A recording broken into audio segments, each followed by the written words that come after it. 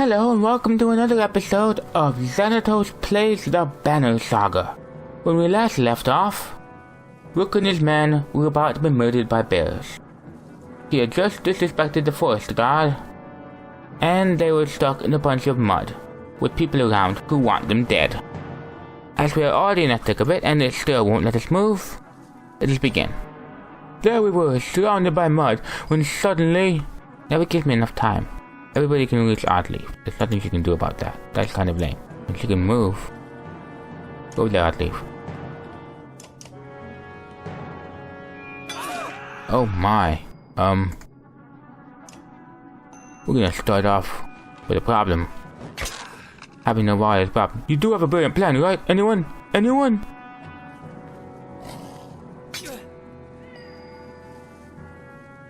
Okay, only do 10 damage, but I can take away 2 of his attack. That would be useful.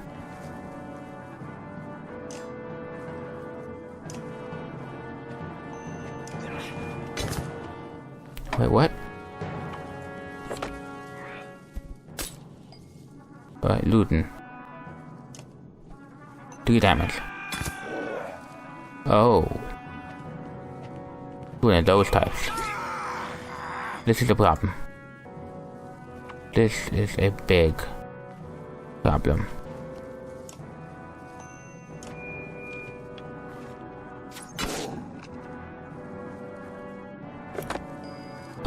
Use don't have any strength. This is opponent starts to us. It's bad. Move down here. And turn. Here comes the bears. I'll leave. Do 14 just in case. Yep, there we go. Oh no.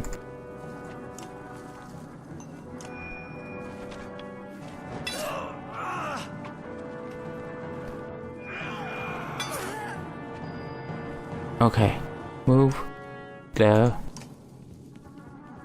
Kill him.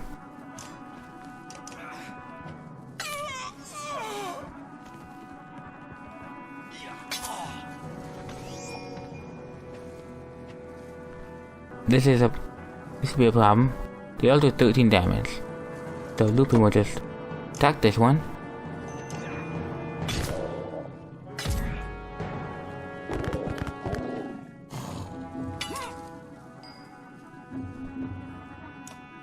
Take away his armor.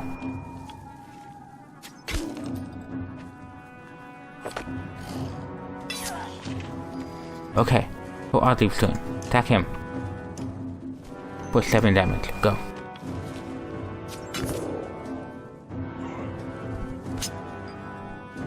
Rook. Too many enemies to activate that. Bummer. Okay. Rook will kill this bear.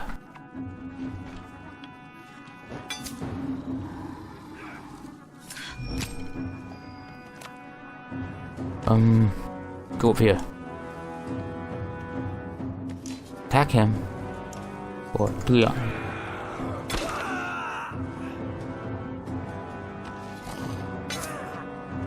Okay, Luden.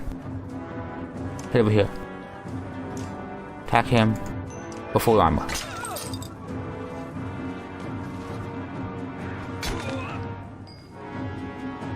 Now. Let's go.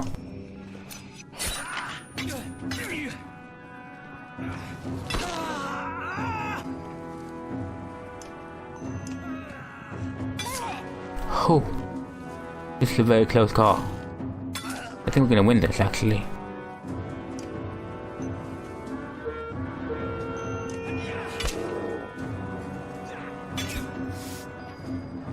As long as call to arms, do it.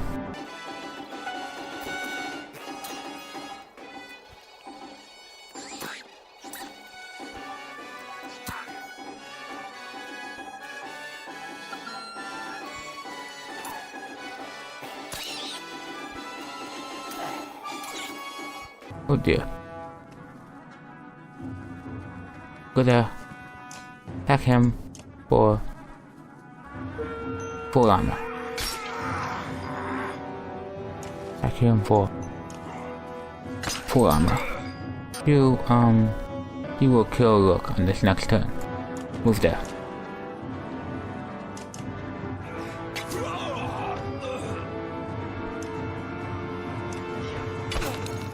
Okay, go there. Destroy less of his armor.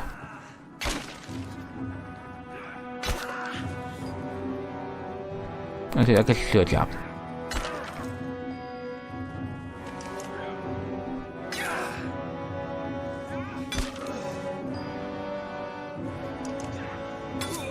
Whew. That was a very close fight. Down he goes. And to think, the one who took down all the bad guys was the poet. Yep, he's ready to upgrade. Iwan has been injured in battle. Ursa has been injured in battle. Oddleaf has been injured in battle. And Rook has been injured in battle. This is what happens when giants just leave me for no reason at all. We don't do too well. Having killed or run off the craftsman, you return to the remaining clansmen at the Godstone. Grabbing your belongings, your foot hits something in the mud. You reach down and find a small scar with a yellow ribbon through the eyes. You toss it in the bag without another thought. Why? It's a weird thing to keep with you. And what with all these announced I'm gathering, do they do anything? Some of our heroes are injured after that battle. The rain finally ceases, but the wind picks up. You squint into the gusts and have a clear view of the vast plains ahead. There doesn't seem to be much out there, Ivor says. His tongue conveys wonder and concern in equal measures. Alright, let's rest. Now we're all fine. Cool. Everybody's fine. Let's get a proper team back out there. That'd be removing these two. And inserting Ivor and Moga. Now you level up. Boom. And now he's even stronger than he was before. 1, 2. Okay. Moga needs 15. Okay, so I guess we'll be on our way again if we don't have more training to accomplish. Oh, right. There's no more training to accomplish. So let's just head out. The ground shakes again, enough to cause the Yaks to strain at the leads in panic. Out here in the plains with nothing open but open skies above, you feel remarkably vulnerable. Only a few trees around and no mountains, Hakon says in a high tone. Looks like we only have to worry about the ground opening beneath us. He shrugs at the look you give him. Gruntar almost looks forgotten by the rest of the world. Is it? The city? Maybe those who live here have forgotten the rest of us too. I forgot to look at any of the stuff. This is the other city. It's pretty. It's the road. I read that one. Not sure I read this though. Nobody knows exactly who founded Grundar, though most speculate it was an early horse-bound settlement. Seeing as how it's in the middle of nowhere and close to no other landmarks or valuable terrain, people here tend to fields, but walk great distances just to gather water. Alright, cool. In the field just outside of Grundar, the caravan spots several creatures you assumed were myths. I don't believe it. Are those? 2 Horseborn, hold simple bronze weapons and stand guard up a few others who look wounded, unable to rise. The size of the caravan makes them nervous. I have to take a closer look. Me too. 2 of you advance 100 yards, showing every sign of respect and peace. A number of clansmen push closer too. The male Horseborn stomps a hoof repeatedly. Female, tail whipping, brandishes a javelin. Darn! The caravan is scaring them. Go to the others to put on the bows. Oddleaf looks irritated at having to leave the Horseborn, but she does what you say. Slowly advance and point. I'm Rook. What's wrong with your friends? The 2 standing Horseborn exchange a look, the female snorting and shaking her mane. You... help? His voice sounds strained, and his mouth moves uncomfortably around him foreign words. Yes. Help. You wave to Ivan, who approaches slowly but confidently. The female looks agitated and speaks in a long stream of consonants. The male responds to it and turns to you. Help. Yoesh and the others. I'll try. This is certainly a first. Standing Horseborn step aside, allowing Ivan to approach the wounded fighters. Hello, wounded fighters. With Ivan and Juno tending to the wounded Roak and other Horseborn, the caravan settles down outside the scant town of Grundar. It appears the town is enjoying a small festival. Quite a few clansmen go out over the hill to enjoy the sights and sounds, but soon return looking disappointed. Call us outsiders, a woman says. They don't want us interrupting their wheat festival, harvesting festival. But the merchants don't seem to mind trading. The clansmen soon shrug it off and take renewed interest in the Horseborn. Some are not, others disgust. Where's the market? Where's the market? They said they don't mind trading, but it doesn't look to them. Might give me the select. Oh, it's up there. I have 25 days worth of food. That should be good. Maybe I should look at these instead. Plus 3 X talents. Plus 2 armor. Knockback on strength plus 4. Plus 3 will. Plus 20 divert armor. Plus 10 dodge strength. Plus 1 strength resistance. Don't go into how this stuff works. What are X talents though? Heroes. So these would be X. Exertion. This one. 15% chance to avoid strength attacks. So 15% chance to dodge attacks. 25. Oh wow, that means there's a 25% chance of dodging attacks. Oh man, I would buy it, but I don't have enough renown. That's just dumb. Oh well. Thank. You glance at Ubin, who snorts and smiles. Kachan's thanking you for helping his friend Roek. Deridu's the other one, but she's not in a talking mood with Varl and humans. You're welcome. I'd like to meet Hakon. Catchout's tail swats his flank, and he bows his head toward Hakon. Varl man's same herd? No, but we're no longer enemies. I haven't seen Horseborn in centuries. Last they knew, humans and Varl were at each other's throats. How do you know our language? Duchess just stares at you. You talk like us. Where did you learn? Heard little trade with mans and mud. I think he means our bog friends, the cragsmen. But what brings you so far north? Catchout looks confused by the question, so Ubin shows him the map, points at Daladon and Gundar. Food. Our plans break. Planes break. Hakon snorts. Might be justice. Didn't they hurt all the horses, Scrivener? His ancestors did, yes. But blaming folks for things that happened hundreds of years before they were alive? You may as well accuse these humans around us of starting the Great Wars. But what happened to Roek? Roek, brave fighter, protect food, hit many times. Hit? Who's attacking? Duchess says many things in his own other language. Trígecánnthàe. His eyes go wide and he stomps the ground before pointing west. You look at Ubin. I don't have a clue, but clearly not a friend. Was it the people here in Gundlar? The Varl King eyes Duchess suspiciously. Does that mean all the Horseborn have come north? Many. Not all. Not all herds. Same. Herds fight herds. Many fights. Sounds like no one likes the Horseborn, not even themselves. Ubin gives Hakon a sideways look. Others take food south towards herd. His hooves scuff the ground during certain words. Just those two? What about you and the couple? Gotcha, Roek, Deridu, stay. This herd help. We help this herd. Thank you. Gotcha nods in movement that uses most of his upper body. Man, Varl, Horseborn, same herd. Funny. Ubin chuckles as the group separates. Sweet. I'm checking armor and stuff.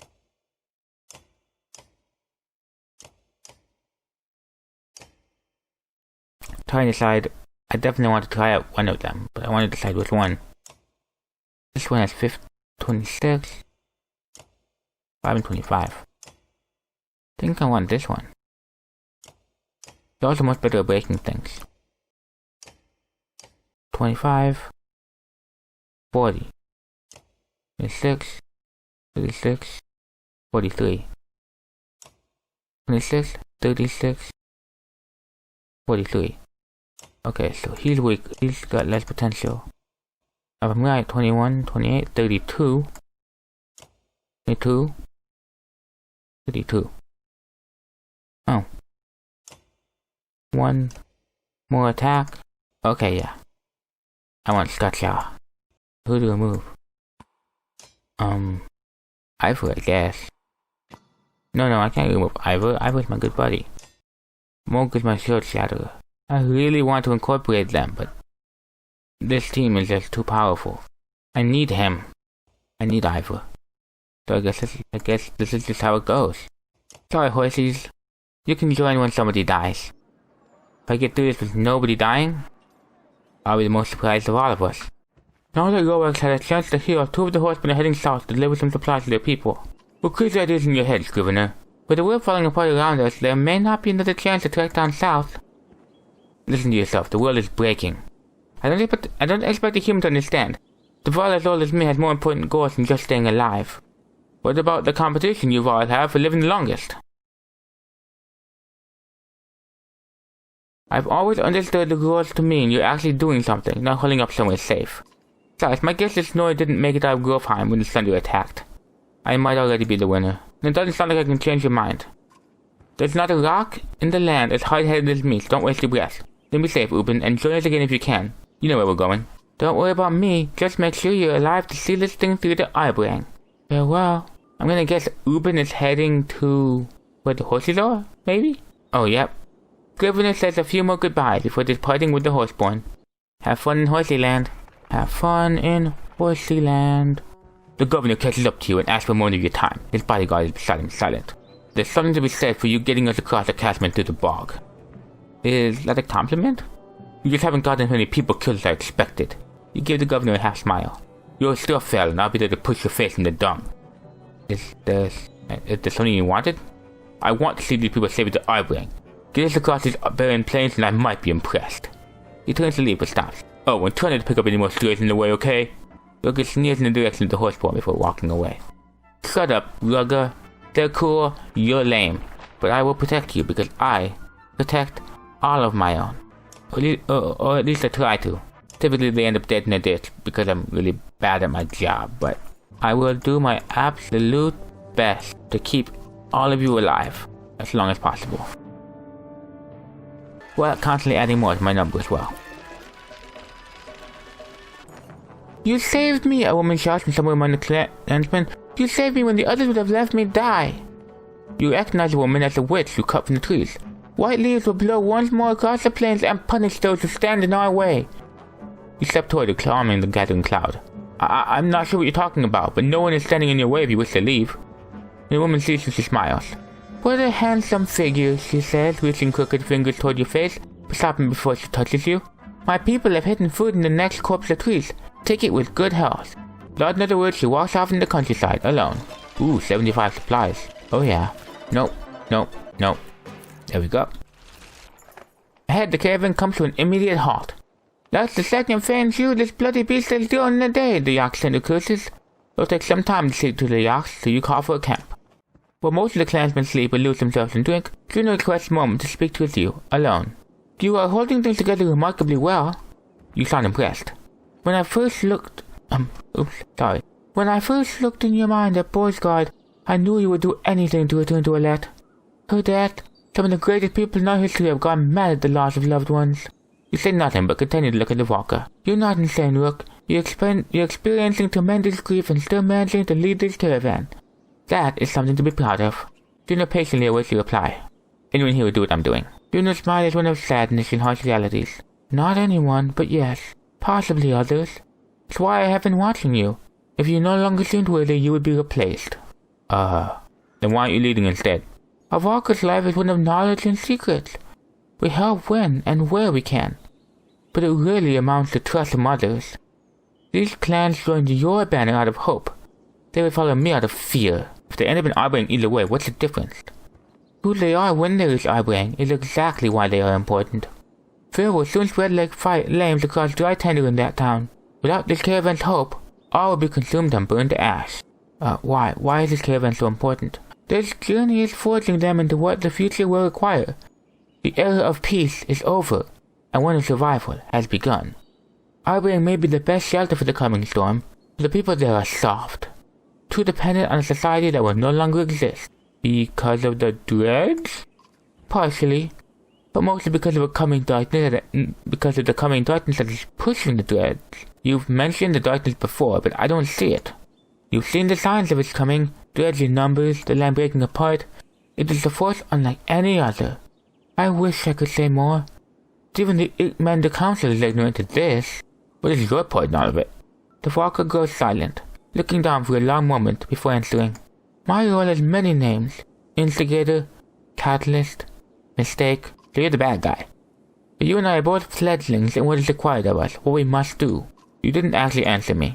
Because I honestly don't know how. Only the future will tell if my role is villain or hero. Then why am I listening to you at all? Before you go, there's one thing I must address with you, the serpent. I thought you needed more books in Monahar before knowing anything else about it. That is true. But the chasm at Ormstar and the tremors in the ground concern me. Yeah, me too.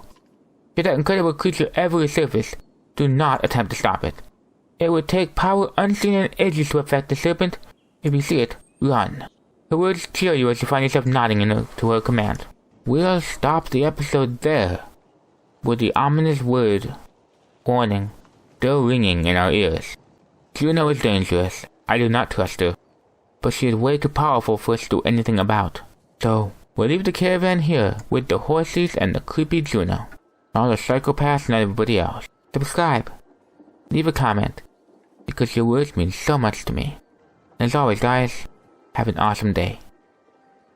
Ta-ta!